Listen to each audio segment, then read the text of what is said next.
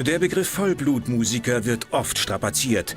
Bei Irish-Styrish ist er zutreffend. Die benötigen keine Synthesizer, Equalizer und Ähnliches, sondern lediglich ihre Instrumente, eine bescheidene Ecke und auf geht's mit echter, ehrlicher Musik. Bei uns im Weinstadel sind wir nicht gerade größere, sondern auch Irland-Fans.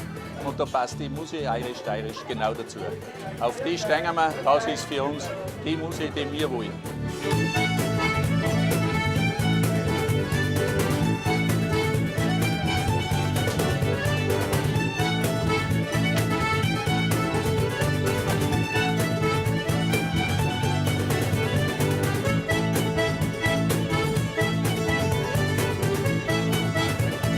Ja, Irish-Styrish ist Lebensgefühl. Irish-Styrish ist wild, ist enthusiastisch, voller Emotionen.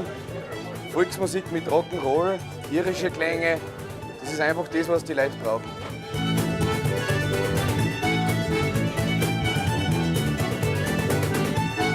Der Wirt meines Vertrauens bringt die Band hier und da um und da ist eine vollklasse Stimmung herinnen. Die bringen eigentlich das Feeling so von der Bevölkerung und die Stimmung voll um und bringen das irgendwie am Punkt.